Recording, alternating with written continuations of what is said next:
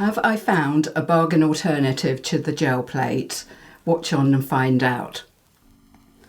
I'm giving a workshop for 14 or 15 people, and one of the elements is monoprinting using plants from their gardens and things that I've gathered. Now, I mostly use a gel plate to do that, but they're pretty expensive. When I looked at, I've had mine for a while and I looked them up now, and they're, you can't get them less than £20 even for a small one. So I had to come up with another alternative, but something that would work well. So I really had to put it through its paces. And I did a bit of research, and I see that people have been using these silicone mats. So I want to show you how I got on with them.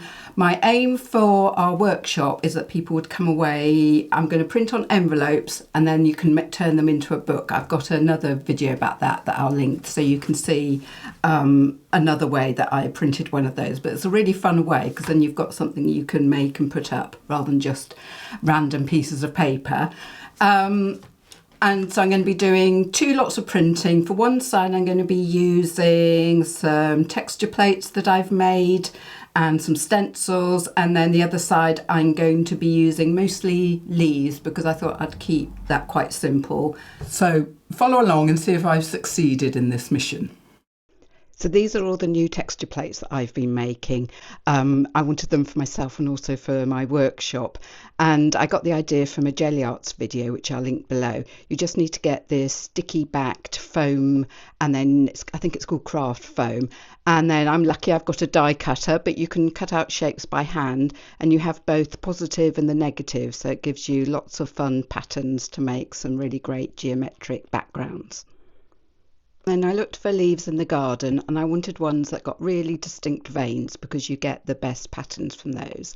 And I have got salvias, and I've got some fig leaves, and I've got some foxgloves. Foxglove leaves, this is one of them. They look very unassuming, but you get really good patterns with them, so they're one of my favourite leaves to print with. And yes, that was a salvia that I got recently. And I've got this fig bush in my garden, and again, you get really good veining with them, and they're just such a fun shape to use as well. So out of the mat I showed you at the beginning, I've cut them down into 6 squares, because I knew we were going to be printing onto the envelopes. It made a good shape. It's just a bit bigger than the envelope, and I think it's for a beginner, I think it's quite a good size. It is quite thin, and at times I did think about putting padding underneath, and you'll hear what my conclusions about that is at the end. But I did want to tape it down because it's so slippery. It's probably more slippery than a gel plate, and it hasn't got as much weight. I wanted to make sure that it didn't move around while I was printing, and I used masking tape, and I had to use it on each corner because it wouldn't actually stick to the plate itself, but it would stick to the paper behind. So I had to secure it at each corner just to give a really firm base for doing the rolling on. And I'm using the same things I would for my jelly plate. I'm using rubber rollers. These again are quite economical ones, because I had to get some more for the workshop. They've got a bit of give to them. There's several different sorts you can use, but I think they'll all work. The same ones that would work on a jelly plate also work on the silicone pad. And I'm just sort of thinking about how I'm going to do my first one.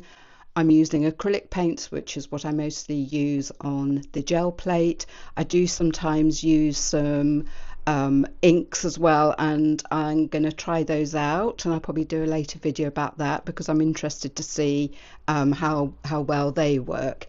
And I thought I'd do some sort of bright colours for the backgrounds, because I think that's a nice counterpoint to the more natural leaves and things that I'll be using on the other sides. So you can see from the plate that I have given this a go already, but at this stage, because I haven't got much experience with it, I'm not quite sure how much paint to put down. Thing is, it seems to dry quicker on the plate, but if I use too much, which I think I did for the first few times, you don't get a very distinct pattern. So I'm just doing it in one pass this time, and I'm just using a bit of rough paper to get the paint off round the edge. And you can see that it comes off pretty well, but it does leave quite a bit on the plate. And this did get better after a while. And I think, as with a gel plate, once you've used something a few times, it seems to work better. So I decided to have another go, and this time I thought I'd do in the 2 layers, which is what I prefer really. So I'm going to print the numbers first, let that dry, and then take both prints off with another layer of paint on top. And it was quite distinct on the plate, so I think that was a reasonable amount of paint. So I'm just waiting for it to dry. It does dry quite quickly, and I thought I was using Prussian blue, but I've picked up this grey instead, and I think that was a mistake, because you'll see, although it printed quite well, it took all the paint off the plate. It wasn't a very good contrast, and you couldn't really see the numbers that well, and I thought the colour combination was pretty ugly as well. It's quite a sort of iridescent paint in that. And you know, I'm not going to waste it. I can paint over it, do more layers, more printing layers, but it wasn't quite what I was going for. Now I thought I'd try a leaf, so I'm putting down the Prussian blue, and I'm trying with this foxglove, and I'm pressing quite a lot so that you get a good imprint from the leaf into the paint. And I've stuck the envelope down, so I'll be able to put it back on the edge. I've stuck it down on the edge so that when I come to put it back down, it's going to what they call register, so it's going to be in exactly the right place. And so I've waited for it to dry, and I'm trying with a thin layer. So I put a really thin layer, but I tried to get the envelope down as soon as possible, and I went over with my roller. And then again I waited for that to dry. About 5 minutes was the minimum, and it's taken off the plate pretty well. And again, I think I still had some iridescent blue paint on my roller, and I didn't like the effect of that, but I was getting sort of more of the hang of it, of how much paint to use.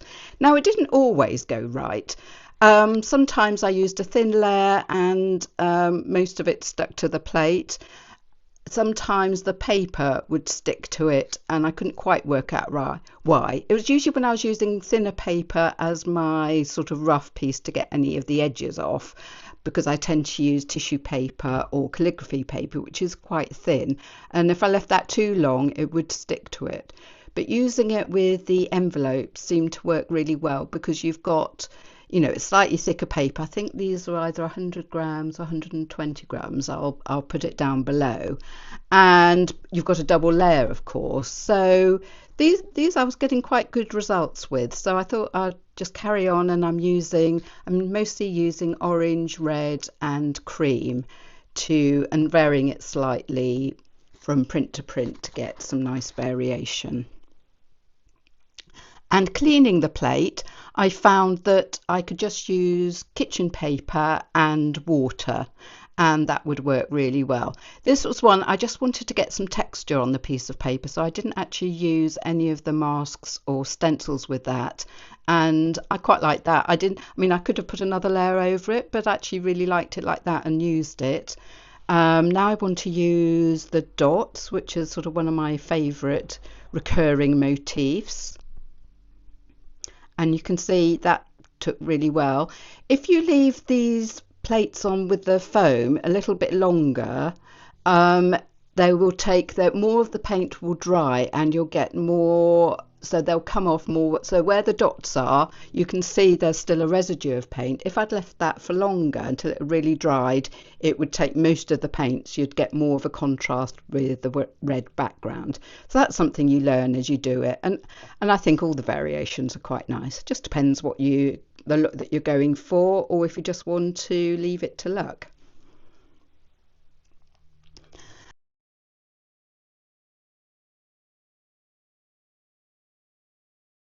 If you leave it overnight, it takes a bit more elbow grease, but it does just come off with a scrub under the tap.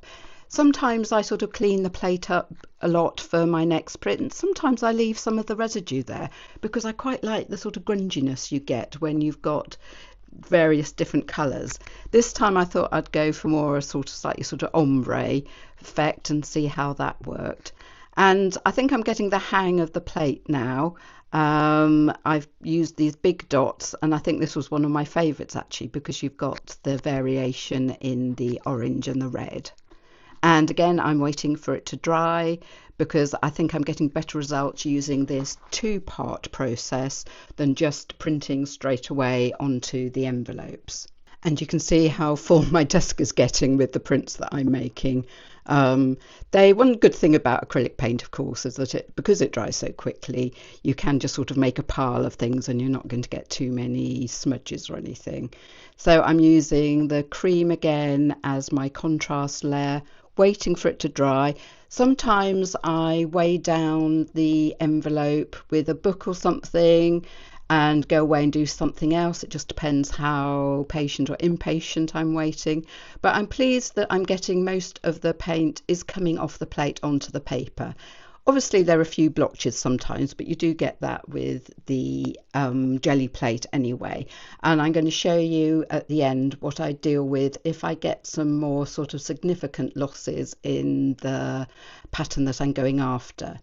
Now, because I'm sort of starting with the leaves, I thought I'd do a trial print with this fig leaf, and I think there's a bit too much paint on the plate. I mean, it worked, but you just don't get as clear a definition with too much laid down.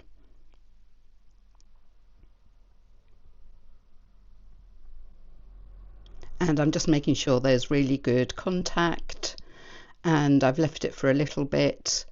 And yes, as I say, I'm getting to the point where I know how much paint to put down and it's coming off the plate very well. Actually, having said that, I think that's quite a good print. There's something about with the fig leaves, it doesn't take as much paint off with it sometimes. So you have to be careful if you want to get really good definition. But because that went pretty well, I thought I'll do one of the envelopes now.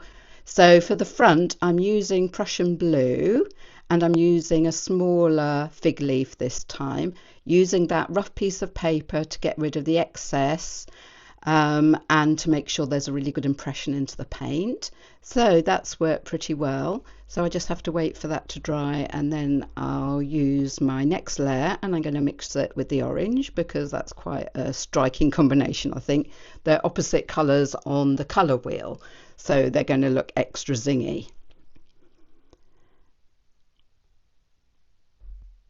And it's surprising, isn't it, how much it varies because the orange is obviously mixed with the blue to make a sort of dark green, but in some areas it looks a bit more blue than others. And although that's a slightly blotchy image, I actually like that one. And now I'm trying with my next leaf, which is a salvia, and I like it because it's got such a sort of ridgy vein work in it that it should make a nice print. Yes, there's lots of nice detail there. So once I've waited for it to dry, I'm using the cream again. I really like the Prussian blue and the cream. I think it makes a nice combination. I'm having to be careful because obviously I'm using the envelopes that I've printed on one side and I don't want to ruin the other side. That one, see, it did pretty well, but there's one little area where it didn't come up.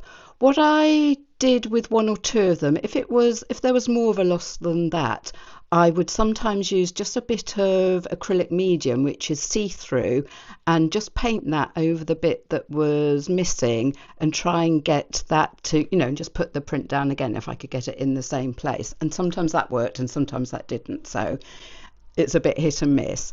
And now I'm using a fern, one of my favourite things to print with because they have such a beautiful lacy outline, and you sometimes get the spores showing up as well. And yeah, there's quite a bit round the outside. You can get rid of that if you want. You can either wipe it off carefully with a bit of kitchen roll, or you can use masking tape and that will lift any areas you don't want. And this time I'm using cream mixed with orange. Put my envelope down, I've waited for it to dry. And I don't know why I got those areas where I got those losses. The paper wasn't rucking up, which is what can sometimes happen with thin paper. It just didn't peel off. And I will show you at the end how I dealt with that. So on to the next one, and this is a geranium leaf, and that has, it's as much for the outline as the veining with this one. It's such a pretty shape. I think you get a nice sort of lacy effect with the geranium leaf. And I'm going in with the red. You can see it's quite a thin layer because you can see your original image through it. And when this came up, I was pleased with the print because most of it came off, or you can see it left a little bit behind. But the red, you do find that different paints, and that was a different make, sometimes work differently because they're a bit thicker for whatever reason. But I decided to just go over it with another layer of just orange, to sort of tone down the starkness of the red with the blue. I think I didn't like it so much, and I think I do actually prefer it now. But I did make a few little tweaks at the end with some paint, and I'll show you that. So this next leaf is something called a triplex or auroch mountain spinach, and you can grow it as you can actually eat these leaves. It is a sort of spinach, but it has these amazing seed heads that I like to use in my flower arrangements and for drying and for printing with as well. But it did leave a nice indentation. I had quite a bit of a border with this one, and you can see it didn't take that much blue off around the edge, but I didn't mind it. And I'm using the cream colour again as my second layer. And you can see that I used the book there, and I left it alone for at least 5 minutes before I came back and took this off, and that worked really well. It sort of brought every little bit with it. And then this last one, I forgot to film the beginning bit, but I'll show you the reveal, which is always the most exciting bit to watch anyway. This was a feverfew leaf, and again, it's another one of these sort of more lacy leaves, so you get quite a pretty effect. And I used a really thin layer, and I was pleased how sort of little paint I managed to get away with and still get a really nice delineation. So here are the ones that I've printed in this session, and I'm pretty pleased with how they've turned out. Considering this was my first sort of proper go at using this alternative for the gel plate, I think it's definitely really worth considering if you're on a budget, or if, like me, you're doing a workshop or you're having a party with some friends and you all want to have a go, because really the materials are pretty minimal. And I've just got out my coloured pencils and I'm filling in some of the details. I think the most important thing is to get a colour match. I'm lucky because I've got this big set, and you don't have to sort of fill in every little dot, but just sort of getting rid of the shape of the loss in the print makes such a difference. I think you'll agree. And actually it's one of my favourite things to do. It's sort of like slightly more sophisticated colouring in, and it's just a really satisfying thing to do, and it looks so much better for sort of so little effort. And I quite like I could do this for hours. In fact, it's sort of quite meditative, I find. And then I've got my watercolours out because I wanted to fill some of the white. I don't know why, it just bothers me to have too much white in the background. I think you get more of a cohesive look if I can get rid of that, and it just I just like it. And I've got this little set of, I've got some regular watercolour set, but these are pastels, and I find they're really good because they don't sort of take over and will just tone in the colours you've already got. And what I seem to find, whatever sort of colours I've got on the envelope, there's always something in this little set that works well to just kind of do that sort of blending in and make a more cohesive whole. So this is my finished book with all the leaves on it, and I've also put the names of the plants on them, just to sort of, because I'm geeky about plants and I just like to have a record of all the leaves that I've used. So that's the leaf side, and that's the abstract side. And I have to say, I think it definitely is a good contender. It's a little bit more temperamental to use than the gel plate, so maybe not perfect for beginners. And I think as I went along, I learnt more about it. My key takeaways are you do get good results with thin layers of paint, but it dries even more quickly than it does on the gel plate, just because I think it's less sticky. So you do have to act really quickly. I did quite a lot of this printing, I thought, well, although it's 2mm, a gel plate is much thicker, so I did put some extra padding underneath, but actually afterwards I did a bit more experimenting and I managed to get best results by just having it straight on the table. That one's beautifully picked up all the sort of spores of the fern, and so you don't need to, you get better results with thin layers, but you have to act really quickly. You can have problems with thinner bits of paper that will stick, so maybe especially at the beginning use thicker paper, cartridge paper. The envelopes worked well. Also, if you've got any writing, see this one has got a bit of writing on the corner. No, you can't feel it, it doesn't feel raised. I did find that if I did use that bit, it did resist the paint, so you could actually sort of see the writing. So if you've got any writing, use that on the other side. But I think there's loads of potential also, especially as they come in these quite big sizes, and if you bought the equivalent of that in a gel plate, you're spending about £100. So watch this space as I do some more experimenting, but I hope you'll have a go. Please let me know and see you again soon.